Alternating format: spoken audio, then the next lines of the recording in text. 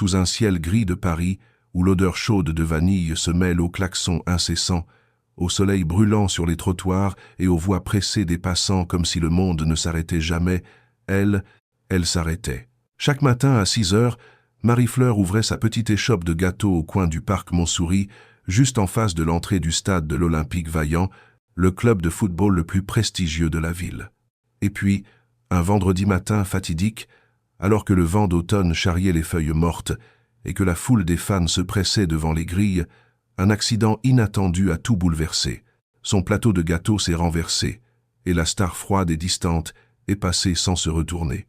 C'est le début d'une tornade d'amour, où les différences entre la jeune femme pauvre et le footballeur millionnaire s'entrechoquent comme un éclair, entraînant scandale, jalousie et passions irrépressibles.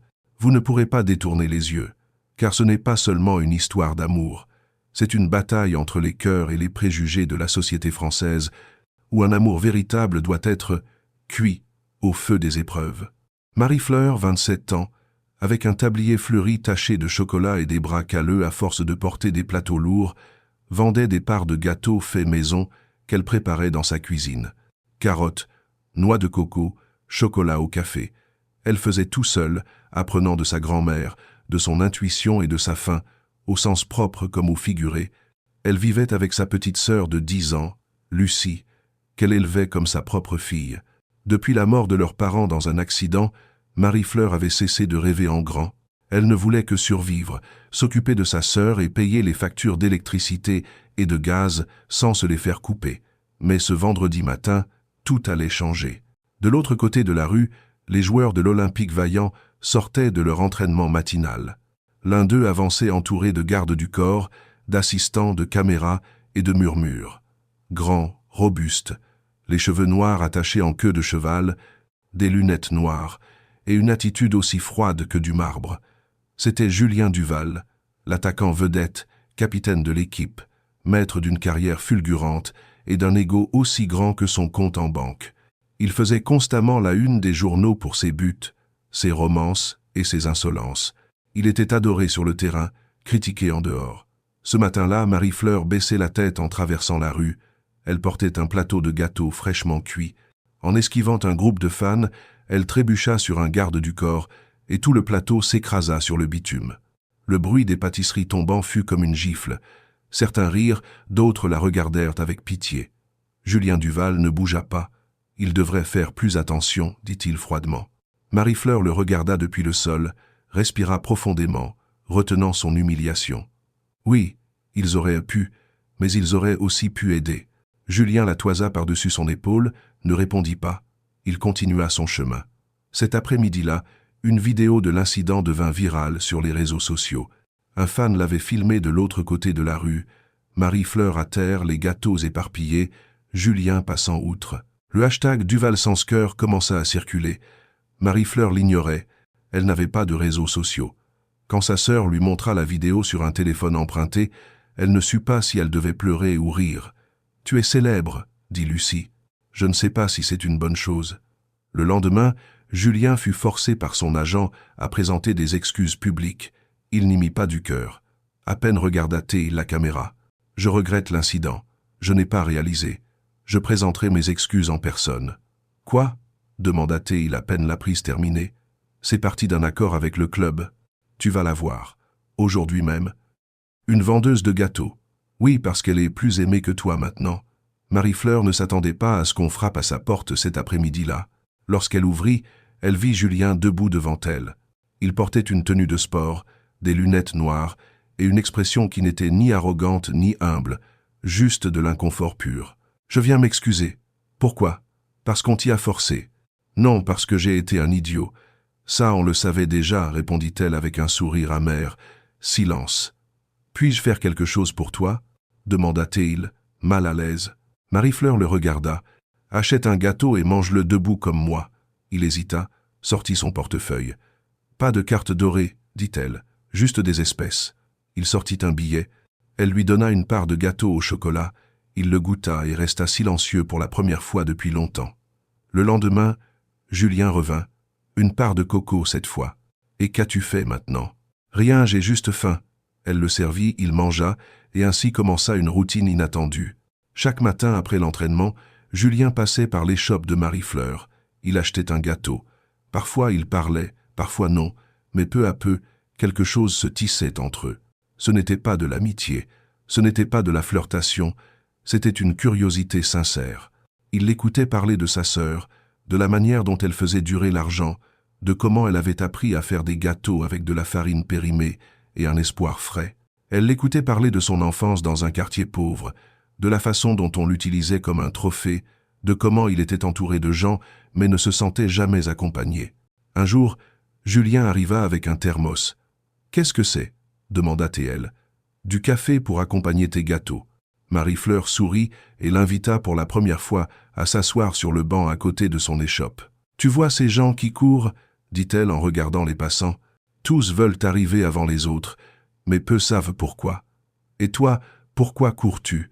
« Je ne cours pas, j'avance pas à pas, parce qu'il y a quelqu'un derrière moi qui me regarde, ma sœur. » Julien garda le silence. Ce soir-là, lors d'une interview en direct, on demanda à Julien quel était son nouveau rituel avant chaque match. « Manger une part de gâteau au chocolat faite par la seule personne qui m'a fait sentir que je suis plus qu'un numéro dans le dos. » Le public applaudit. Marie-Fleur, chez elle, faillit laisser tomber son thé. Lucie cria « Il a dit ton nom ?» Enfin, presque. Marie-Fleur se contenta de sourire, mais quelque chose bougea en elle. Une vibration douce, comme la première bouchée de quelque chose dont on ne sait pas si on va aimer, mais qu'on ose quand même goûter. L'échoppe de Marie-Fleur, qui jusqu'alors était un coin invisible de la ville, devint une halte obligatoire. Pas grâce à des affiches, ni à des promotions, mais pour une simple raison. Julien Duval passait chaque matin sans faute, et là où il allait, les regards le suivaient. « Tu me donnes la part au café avec des noix aujourd'hui » demandait-il, sans lunettes noires, sans cette supériorité qui l'enveloppait autrefois. « Je te préviens, je ne fais pas de réduction pour la célébrité » disait Marie-Fleur en s'essuyant les mains sur son tablier. « Je n'en demande pas » répondait-il en souriant. C'était un sourire nouveau, pas celui des photographes ou des interviews. C'était un sourire qui naissait quand il l'entendait rire, ou quand il voyait Lucie lui tresser les cheveux avec des fleurs cueillies dans le parc. Marie-Fleur, au début, ne voulait pas s'illusionner. Elle savait qui il était. Elle savait ce qu'il suscitait. Des femmes qui se disputaient pour une photo, des scandales dans les magazines. Et maintenant, il était là, mangeant un gâteau assis sur un petit banc de bois, l'observant tandis qu'elle vendait avec des mains douces et des yeux fatigués. « Tu n'as jamais pensé à tout laisser tomber ?» lui demanda-t-il un après-midi. « Et faire quoi ? Ouvrir ta propre pâtisserie, enseigner aux autres, vendre plus. Et tu crois que les rêves se cuisent aussi facilement ? Non, mais ils commencent comme un but, une longue course, un bon passe et de la foi. » Elle le regarda, surprise. « Tu parles de foi. Depuis que je te connais, j'essaie d'y croire. » Julien n'était plus le même qu'avant. Ses coéquipiers le remarquaient. Il arrivait tôt, il souriait plus, il n'explosait plus avec la presse, il semblait calme, même aux entraînements les plus durs. « Qu'est-ce qui t'arrive ?» lui demanda l'entraîneur un après-midi. « Tu es amoureux ou quoi ?» Julien ne répondit pas, mais ses yeux dirent tout. Un matin, alors que Marie-Fleur pétrissait dans sa petite cuisine, elle reçut une visite inattendue. Une femme grande, blonde, avec des lunettes noires et un parfum coûteux frappa à sa porte. « Es-tu Marie-Fleur ?»« Oui. Qui es-tu ?»« L'ex de Julien. »« Et que veux-tu de moi ?»« Te prévenir. Il fait toujours ça. Il s'attache à des causes perdues, leur donne son attention, leur fait croire qu'elles sont spéciales, mais ensuite il se lasse, comme il s'est lassé de moi et de toutes celles qui sont venues après. » Marie-Fleur ne répondit pas, soutenant simplement son regard, ferme, clair. « Je ne suis ni un trophée ni une victime. Si tu viens m'avertir, tu arrives trop tard. » La femme sourit avec mépris et partit, mais ses paroles restèrent. Ce soir-là, Julien vint la chercher. Il apportait des petits pains sucrés qu'il avait essayé de faire lui-même. Il les avait brûlés. Elle rit, mais son visage changea. « Aujourd'hui, une femme est venue chez moi. »« Qui ?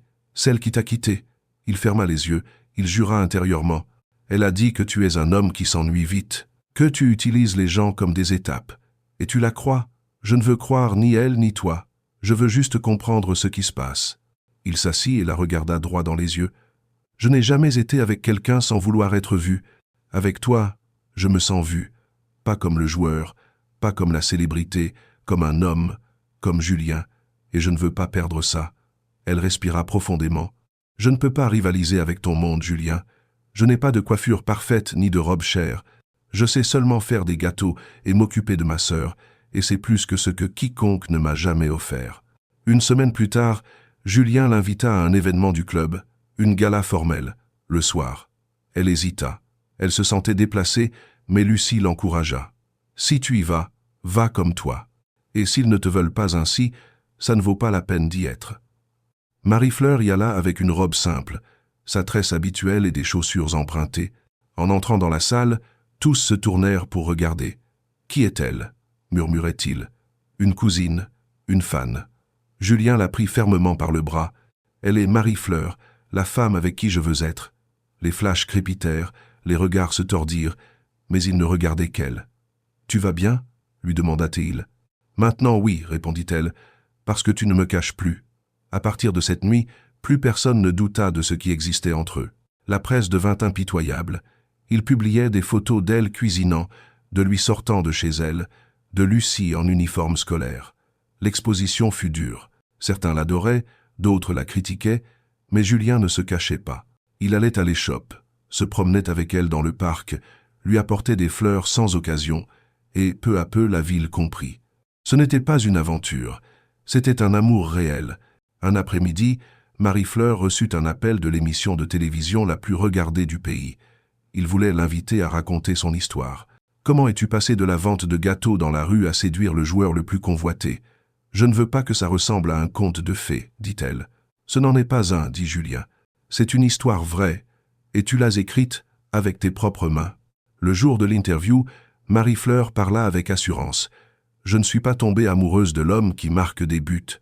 Je suis tombée amoureuse de celui qui s'assoit avec moi pour regarder le four refroidir, qui apprend à mélanger la farine sans en renverser, qui écoute mes silences. » Le public applaudit. Julien la regardait depuis les coulisses, les yeux brillants. « Je n'aurais jamais pensé que tu dirais ça à voix haute, » lui murmura-t-il après. « Tu m'as appris à ne pas avoir peur de parler, » répondit-elle. Et ainsi, entre des gâteaux cuits avec amour et des buts marqués avec l'âme, deux mondes qui semblaient impossibles se fondirent. Ils se disputaient encore, faisaient encore des erreurs, mais ils ne cessaient jamais de choisir l'autre, parce qu'au final, peu importait si le stade rugissait ou si le four était éteint. Ce qui comptait vraiment, c'était qu'ils se retrouvent au milieu de tout et ne se lâchent pas. La célébrité a faim, elle se nourrit de moments, d'images, de l'intime devenu spectacle. Et quand Julien Duval et Marie-Fleur devinrent un couple public, toute la ville semblait avoir un avis sur eux. Dans la rue, les gens souriaient à Marie-Fleur. Certains lui demandaient des photos, d'autres posaient des questions intrusives. Sur les réseaux, des hashtags comme « La douceur de Duval » devenaient viraux.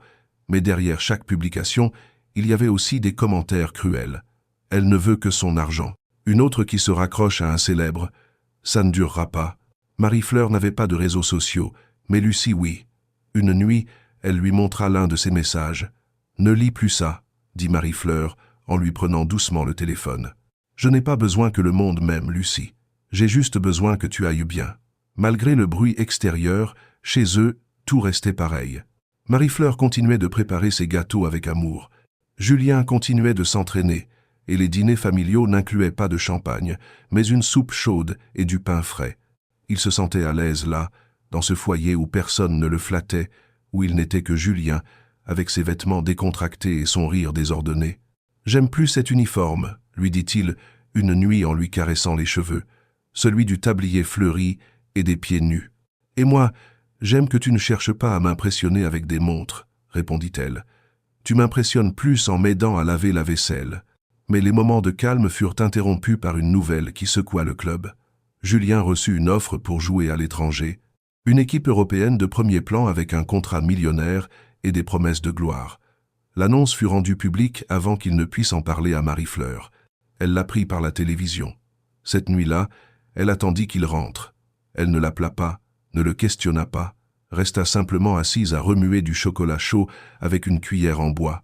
Quand Julien franchit la porte, il la trouva silencieuse. « J'allais te le dire aujourd'hui. » « Depuis quand le savais-tu ? » ?»« Une semaine. » « Mais ce n'était pas sûr. Et maintenant il me presse de décider. Et toi, que veux-tu ? » Il se tut, puis s'assit en face d'elle, Je veux rester mais aussi grandir. Alors va. Aussi simple que ça? Non, ce n'est pas simple. Ça fait mal. Mais si tu restes juste pour moi, tu finiras par me haïr. Et je ne veux pas d'un amour par culpabilité. Julien lui prit les mains. Je ne m'imagine pas partir sans toi.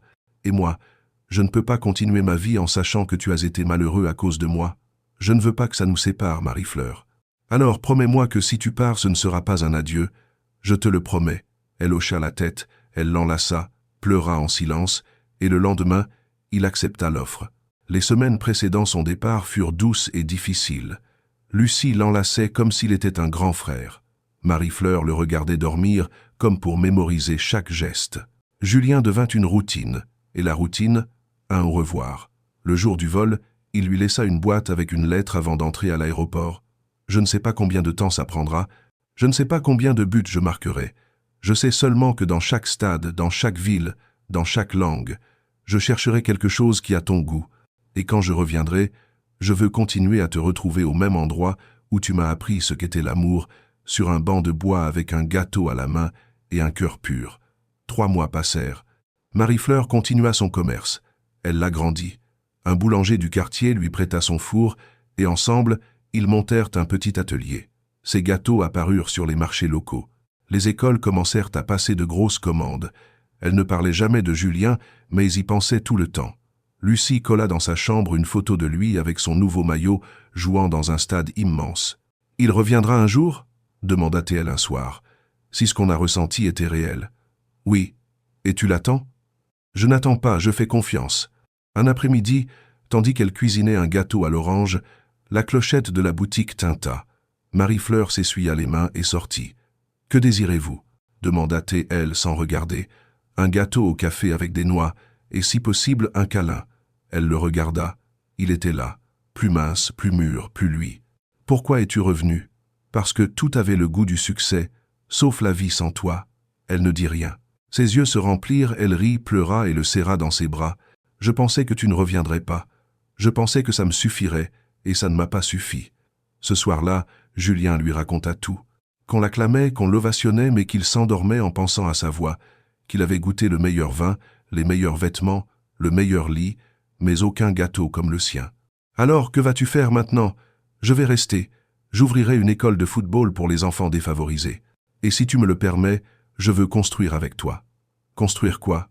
Une vie. » Elle rit. « Ça ne se construit pas, ça se cuit. » Ils s'embrassèrent et comprirent que l'amour véritable n'a pas besoin de titres, de stades ni de millions. Il ne faut qu'une table simple, 2 cœurs pleins et le goût de quelque chose qu'on n'oublie pas. Le retour de Julien ne fut pas une nouvelle immédiate. Il ne voulut ni caméra ni interview. Il revint en silence, comme quelqu'un qui revient non à un lieu, mais à une personne. Son contrat avec l'équipe européenne avait été résilié d'un commun accord.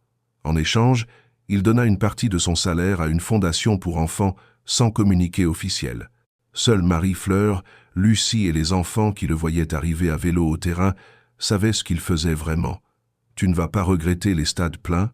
lui demanda Lucie, tandis qu'elle le regardait lasser ses chaussures avant de donner des cours de football dans une école publique. « Bien sûr, mais je préfère un terrain de terre où on me dit « merci vraiment qu'un terrain d'or où personne ne me regarde dans les yeux. » Marie-Fleur continuait de cuire, mais plus seule.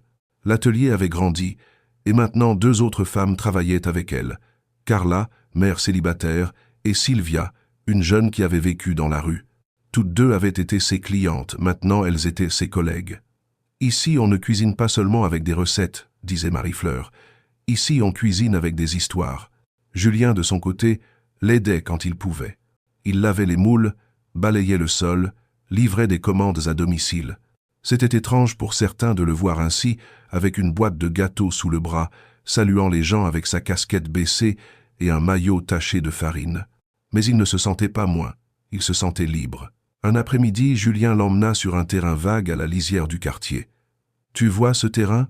Oui, il est toujours envahi de mauvaises herbes. Je l'ai acheté. Je veux faire 2 choses ici. Une petite école de football gratuite et une petite cafétéria pour toi. » Marie-Fleur le regarda, les yeux écarquillés. « Tu es fou ? Peut être.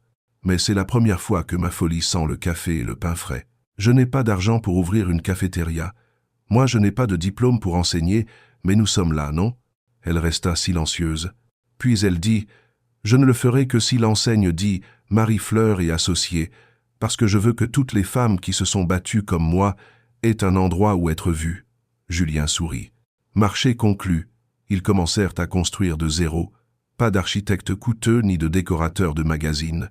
Les enfants du quartier aidaient à nettoyer. Les parents donnaient de vieilles chaises. Une ancienne professeure de Lucie prêta des livres. Chaque coin se dressait avec effort, avec de la peinture recyclée, des mains volontaires et beaucoup de foi. Pendant le processus, des problèmes surgirent. Une canalisation cassa. Il y eut des disputes pour les permis. Il manqua d'argent pour les fours industriels, mais jamais de volonté. Une nuit, assis par terre avec des cartons à moitié ouverts, Marie-Fleur le regarda et dit « Ce n'est pas juste un commerce. Je sais, c'est notre amour mis dans des briques, des gâteaux et des chaussures boueuses. » Tous deux rirent. La cafétéria fut inaugurée un samedi après-midi, sans cérémonie, sans ruban, sans presse, juste une ardoise qui disait « Bienvenue chez Marie-Fleur et associés. Ici, on sert l'amour comme on cuit le pain, lentement, avec l'âme et à feu doux. » Les voisins arrivèrent avec des fleurs, des mains pleines de gratitude, des souvenirs. Lucie, maintenant adolescente, fut la première à couper un gâteau devant tout le monde. « Je l'aidais à battre des œufs quand nous n'avions que de la farine et de la foi, » dit-elle avec un sourire. « Et maintenant, regardez ce que nous avons fait. Applaudissements, larmes, brises. » Marie-Fleur regarda Julien depuis le comptoir. Il lui fit un clin d'œil, et dans cet échange de regards, tout était dit. Mais les grandes choses affrontent aussi leurs propres tempêtes. Un matin, en vérifiant les comptes, Marie-Fleur découvrit qu'une commande avait été doublée sans paiement. Il y avait un détournement. L'un des fournisseurs les plus proches, en qui ils avaient confiance, détournait des produits vers un autre local sans les prévenir. Ce fut un coup dur. « Que faisons-nous » demanda Carla inquiète. « Allons-nous couler à cause de ça ?» Marie-Fleur respira profondément, s'assit par terre, ferma les yeux, puis dit « Nous allons cuire plus. Plus, oui, mais cette fois, pas pour vendre. Nous allons offrir des gâteaux sur la place, que les gens sachent qu'on ne nous a pas brisés, qu'on est encore là, que l'amour et le travail ne se volent pas. » Ce samedi, au lieu de fermer comme beaucoup l'espéraient, Marie-Fleur et associés remplirent la place de douceur gratuite. Les enfants mangeaient, les grands-parents bénissaient, les mères pleuraient d'émotion. Et au milieu de la fête, Julien monta sur une chaise et dit « J'ai marqué beaucoup de buts, mais aucun aussi important que celui d'aujourd'hui, vaincre la tristesse avec dignité. » Ce soir-là, Marie-Fleur l'enlaça dans la cuisine pendant qu'il rangeait la dernière vaisselle. « Merci de ne pas m'avoir lâché quand j'ai douté de moi. Merci de m'avoir appris que l'amour n'a pas besoin de stade. Tu penses que ça durera? Je ne sais pas. Mais si un jour tout s'effondre à nouveau, nous recuirons depuis zéro ensemble, toujours. » Et ce fut ainsi. Une femme qui cuisinait avec l'âme, un homme qui apprit à vivre sans s'applaudir, et un amour qui ne naquit pas des vitrines, mais des cendres, et qui grandissait sans hâte, comme un bon pain, comme ce qui vaut la peine. Les jours chez Marie-Fleur et associés devinrent partie du pouls quotidien du quartier. La cafétéria n'était pas seulement un endroit pour manger, c'était un refuge. Il y avait des clients qui venaient pour un gâteau, mais restaient pour la conversation. D'autres arrivaient avec des problèmes, mais repartaient avec le ventre et l'âme plus pleins. Julien était là, pas comme propriétaire ni comme figure décorative, mais comme l'un des leurs. Il nettoyait les tables, portait des sacs de farine, réparait la machine à café quand elle coinçait. Sa célébrité était devenue insignifiante dans cet espace. Ici, il n'était pas l'attaquant vedette, mais celui qui battait la crème comme personne. Marie-Fleur le regardait parfois de loin en silence. Elle ne pouvait pas croire que cet homme qui marchait entouré de caméras et de sécurité se salissait maintenant de chocolat en aidant Lucie avec ses devoirs ou en portant une boîte d'œufs depuis le marché. « Tu as l'air différent », lui dit-elle un après-midi. « Mieux ou pire, plus humain. » Il haussa les épaules. « C'est que je me reconnais enfin. » L'école de football prit aussi forme. Sur le terrain improvisé du terrain vague, Julien entraînait des enfants de différents âges. Il n'enseignait pas seulement à tirer, mais à travailler en équipe, à se relever après une chute, à savoir perdre avec dignité. L'un de ses élèves, Mathieu, avait à peine 10 ans et une histoire marquée par l'abandon. Parfois, il arrivait sans petit déjeuner, avec des chaussures déchirées et les yeux baissés. Julien commença à le remarquer. « Tu veux aider à la cafétéria après l'entraînement ?» lui demanda-t-il un jour. « Moi, À faire quoi? Ce que tu veux. Laver, mélanger, goûter. Le garçon accepta et, sans le savoir, commença à trouver dans ce four tiède quelque chose qu'il ne connaissait pas. De la stabilité. Marie-Fleur voyait tout cela avec fierté, mais aussi avec un certain vertige, car quand on vient de la pénurie, même le bonheur fait peur, comme si tout ce qui est bon avait une date d'expiration. Un après-midi, en comptant les revenus du jour, elle remarqua que Julien était distrait. Quelque chose s'est passé. On m'a appelé du club. Ils veulent que je revienne comme entraîneur cette fois, au niveau national. Elle resta silencieuse. Tu es excitée? Ça me fait peur. J'aime ce qu'on a. Je ne veux pas l'abandonner. Et si ce n'est ni l'un ni l'autre? Et si on pouvait avoir les deux? Tu m'accompagnerais? Marie-Fleur réfléchit. Son instinct fut de dire non. La peur était forte, mais l'amour plus grand. Si c'est ton rêve, oui, mais avec une condition. Laquelle? Que chaque fois que tu sentiras que tu te perds, tu reviennes ici cuire du pain, nettoyer de la farine, regarder dans les yeux. Marché conclu. Peu après, Julien commença son nouveau rôle d'entraîneur. Il voyageait à la capitale en semaine, mais revenait toujours les week-ends. Et chaque retour était célébré comme s'il revenait d'une guerre. « Le boulanger est revenu !» criaient les enfants de l'école de football. « Quelle recette nouvelle m'as-tu apportée ?» demandait Carla. Marie-Fleur, elle, l'attendait avec une tasse de café prête et un regard qui en disait plus que n'importe quel mot. Mais tout ne fut pas facile. Le travail l'absorbait, les appels augmentaient, les interviews, les engagements, les déplacements. Julien commençait à arriver plus tard, plus fatigué. Parfois, il oubliait des petites choses, une date, une commission, une promesse simple. Marie-Fleur le remarquait, mais ne se plaignait pas. Elle se contentait de le regarder davantage. Jusqu'à ce qu'un jour, lors d'une réunion à la cafétéria, Carla la prit par le bras. « Tu vas bien ?»« Je ne sais pas. » Et lui non plus. Ce soir-là, Marie-Fleur et Julien parlèrent. « J'ai peur de te perdre à nouveau, dit-elle. Et moi, de perdre tout ça en poursuivant quelque chose qui ne me remplit plus autant. Tu veux arrêter? Je veux ralentir et me souvenir pourquoi j'ai commencé. » Elle s'approcha, lui prit les mains couvertes de poussière de pain et dit « Nous ne sommes pas parfaits, mais si nous continuons à nous choisir, nous nous retrouverons toujours. » Il ferma les yeux et pour la première fois en semaine, respira sans culpabilité. Dans les mois suivants, Julien organisa son emploi du temps. Il délégua des tâches. Il dit quelques « non » qui lui coûtèrent. Il apprit à équilibrer, à comprendre que le plus grand succès n'était pas dans les lumières, mais dans ce qui ne se voyait pas. L'odeur du pain frais, les rires de Lucie, le son d'une porte qui se ferme doucement quand quelqu'un rentrait à la maison. Une nuit de pluie, tandis qu'il se réfugiait sous l'auvent de la cafétéria, Julien la regarda et lui dit « Que sommes-nous maintenant? Ce que nous voulions être quand nous n'avions rien. Deux personnes qui sont, et si un jour tout ça disparaît, alors nous le recueillerons, comme toujours. » Il l'embrassa avec la lenteur de quelqu'un qui n'a plus peur de rester.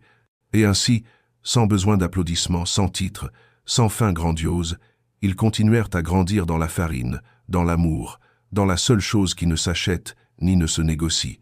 La certitude que l'amour, quand il est réel, se construit avec les mains et se soigne comme un gâteau au four. Le froid arriva tôt cette année-là. Les fenêtres s'éveillaient embuées, le sol craquait à chaque pas, et les rues couvertes de brume semblaient demander un abri. Mais chez Marie-Fleur et associés, la chaleur ne venait pas seulement du four. Lucie avait 15 ans et se déplaçait avec aisance entre la cafétéria, l'école et les entraînements avec Julien.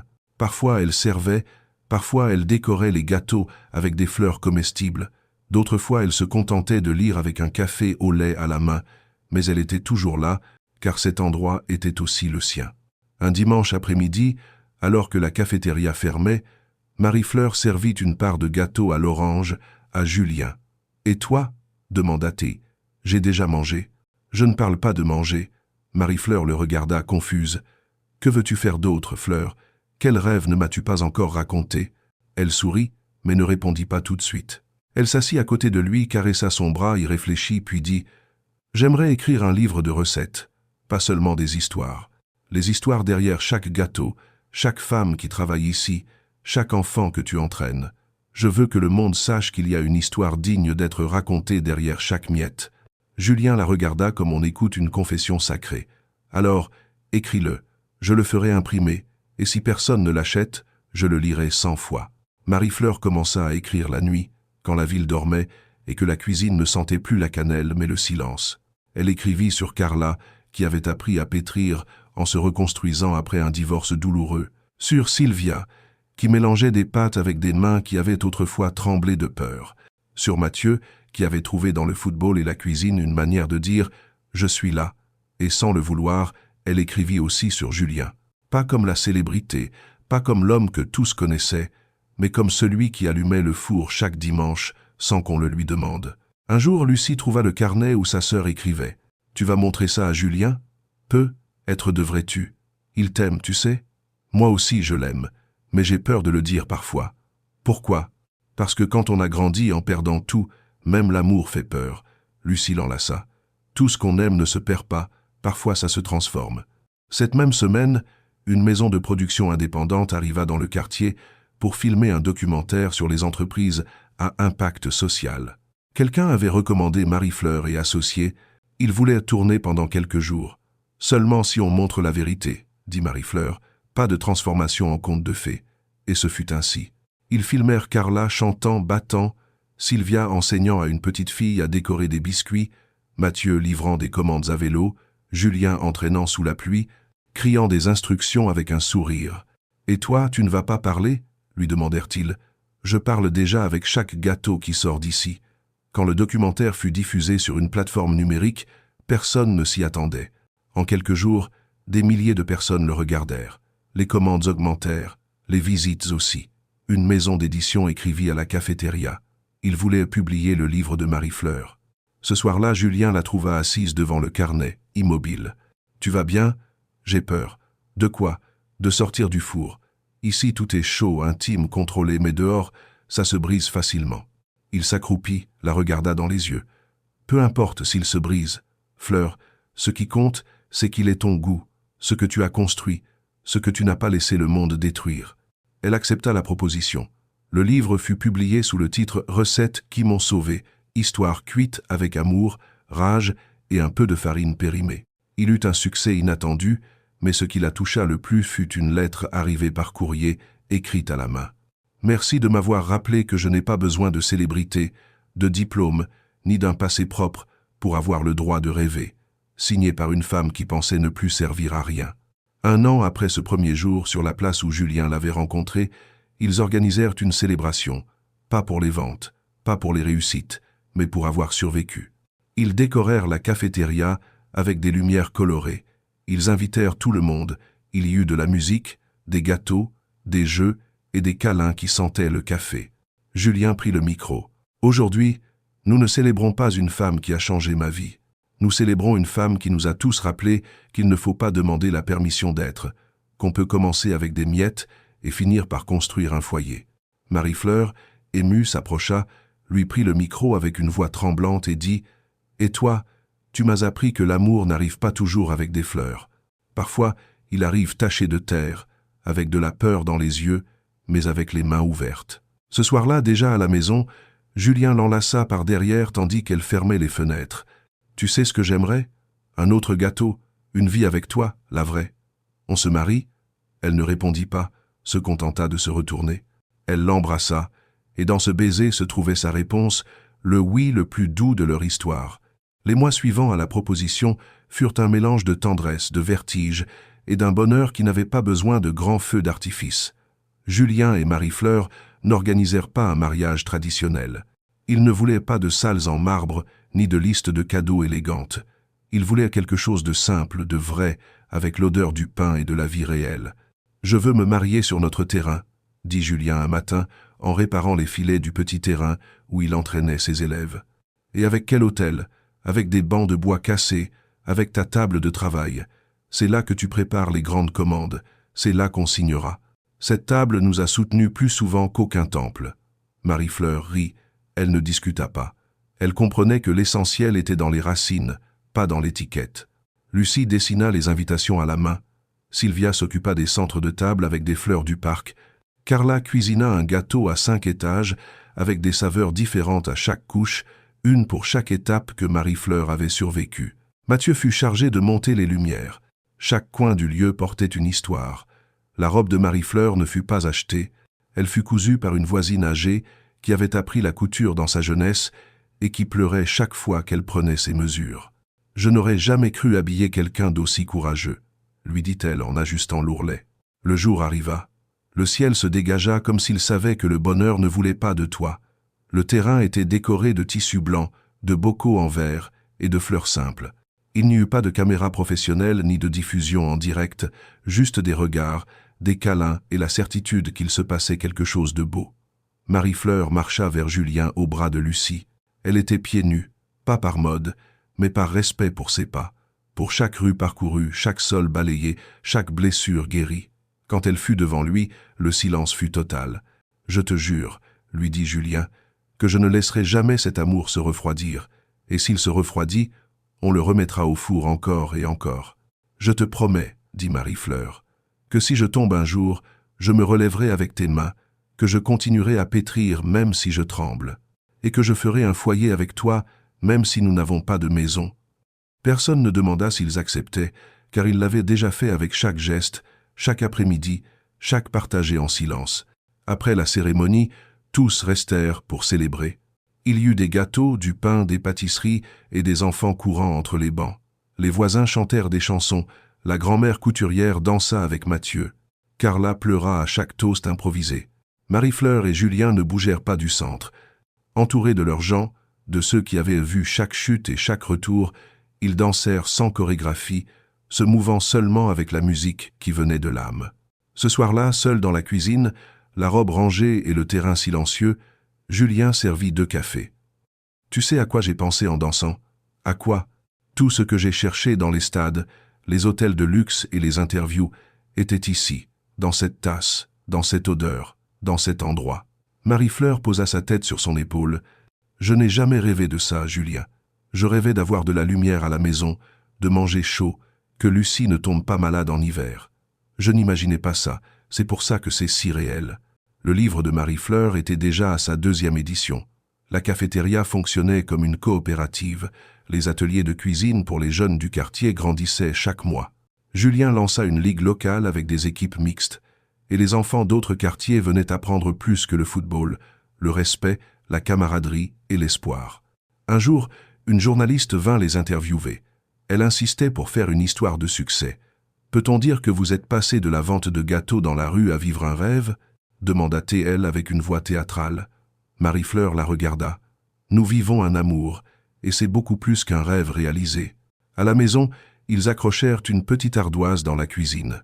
Lucie l'inaugura en écrivant avec de la craie. « Ici, nous ne vivons pas pour gagner, nous vivons pour rester. » Et ainsi la vie continua, sans hâte, avec du goût, avec des morceaux brisés qui se recollaient avec de l'affection, avec des matins longs, des fours allumés, des buts qui n'étaient plus de gloire, mais de gratitude.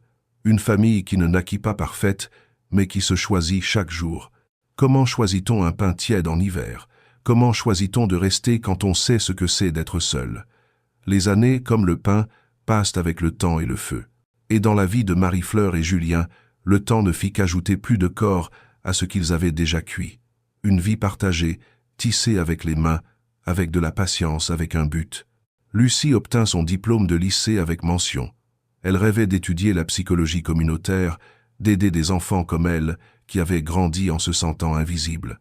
Marie-Fleur la regardait avec fierté chaque fois qu'elle rentrait à la maison avec ses livres sous le bras. Elle n'était plus une enfant, mais une histoire qui marchait seule. « Tu m'as fait sentir que j'avais le droit de rêver », lui disait-elle à Marie-Fleur, « et Julien m'a appris que les héros ne portent pas de cape, ils ont de la pâte sous les ongles. » La cafétéria continuait de croître, mais pas en largeur, en profondeur. Plus de femmes se joignirent, des femmes qui arrivaient brisées, avec de la peur, de la culpabilité, des femmes qui avaient traversé des prisons, des hôpitaux, des abandons, et qui trouvaient dans cette cuisine plus qu'une seconde chance. Elles y trouvaient une famille.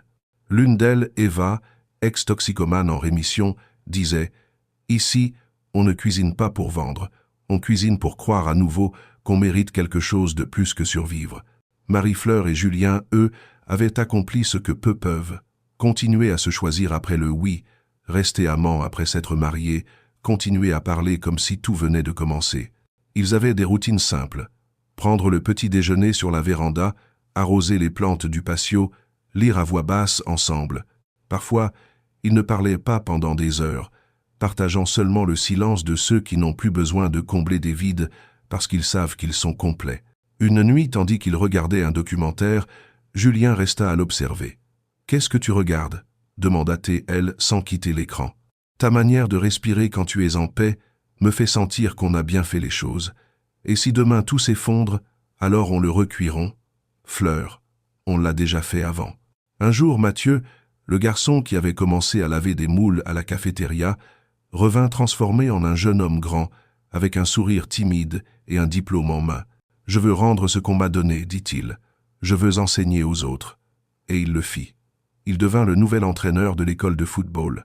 Julien, les yeux humides, lui remit une boîte avec ses anciens gants. « Je ne les ai pas enlevés par fatigue, je les ai enlevés parce que c'est maintenant à toi. » Le livre de Marie-Fleur fut traduit dans d'autres langues.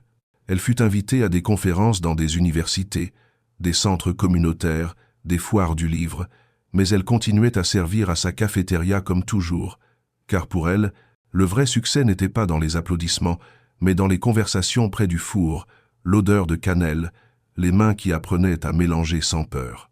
Une journaliste lui demanda un jour « Quelle est ta recette la plus importante ?»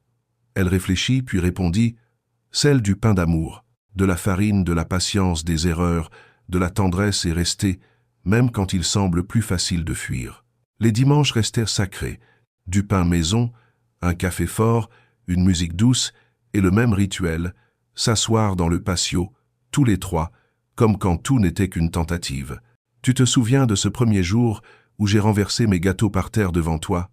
demanda Marie-Fleur. « Oui. Et de comment tu m'as vu sans baisser les yeux.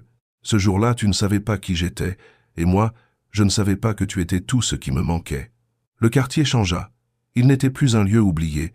L'école, la cafétéria et la communauté qu'ils avaient formée attirèrent des volontaires, des artistes, des rêveurs. Mais pour Marie-Fleur et Julien, leur monde restait petit, assez petit pour se sentir, se toucher, se soutenir, assez grand pour accueillir quiconque arriverait avec une faim de plus que de la nourriture. Une nuit d'hiver, Marie-Fleur resta à regarder le four désormais éteint, tandis que Julien lavait la dernière vaisselle. « Tu crois que l'amour dure toujours ?» Il s'essuya les mains, s'approcha. « L'amour n'a pas besoin de durer toujours, il doit juste rester tant qu'on sait en prendre soin. Et moi, je continue à m'en occuper chaque jour, et si un jour je ne peux plus, alors je resterai et t'attendrai, et on le recuiront. » Et ainsi, entre des gâteaux brisés et des rires qui guérissaient, entre du pain tiède et des câlins qui n'avaient pas besoin de mots, ils vécurent non pas dans un conte parfait, mais dans l'histoire réelle d'une femme qui apprit à pétrir sa dignité et d'un homme qui comprit enfin que les plus grands buts se marquent à la maison.